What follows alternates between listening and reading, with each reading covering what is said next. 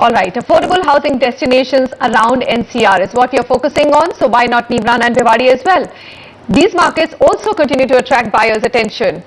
If you have 25 to 30 lakh rupees or even up to 40 as your investment budget, they are a compelling destination.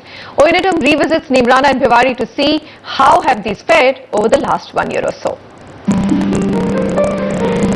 Housing market still a few months back, registering significant growth in prices close to 50% between 2010 and September 2013, the Neemrana and Bhiwadi markets now seem to be trying to keep the buzz alive. If the numbers are anything to go by, the property sales have remained subdued, with both the markets registering very marginal increase in resale as well as in new sold units absorption levels in the past few months. But top realtors like Parsavnath, who are present in these markets, still appear optimistic about the future prospects of these markets.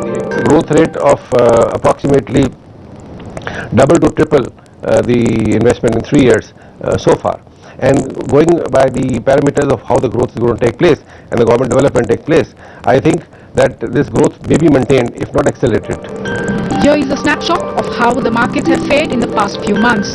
Between September 2013 and February 2014, prices of resale units in Neemrana grew by a meager 4.35%. The market saw a dip in weighted average price of sold units to 0.6% during the period, and no new projects were launched. Prices of residential units, including resale price, is around 3,000 rupees per square feet in this market. In the Bhiwadi market, the resale prices hover around 5.65%, and the weighted average price of sold units stands at around 4% during the period under review. Prices of residential units, including resale units, is around 2,250 rupees per square feet. Despite slow sales and depressed market conditions, Bhiwadi saw 10 new launches between September 2013 and February 2014.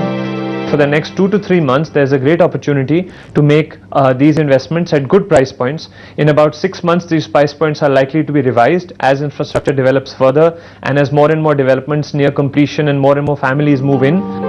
These markets were betting big on industrial and educational infrastructure development like the Japanese zone and other proposed zones like a Korean, German and an American zone, which are yet to materialize, and setting up of 38 universities, of which only 18 have come up so far. The Delhi-Mumbai Industrial Corridor 2 was expected to contribute its bit to these markets, but there has been very little progress in this corridor.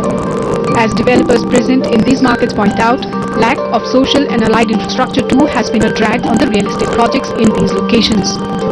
Both these cities, because of the brouhaha around it, the development of malls, residential is outpacing the development of allied infrastructure. But what might still work for the markets, according to industry experts, is better urban planning, road infrastructure, water and power facilities. In New Delhi, Oinita Moja, NDTV. So 3 affordable markets, Neemrana, Bhiwadi and Ghaziabad covered. What do we have next? We've got this email from Punish.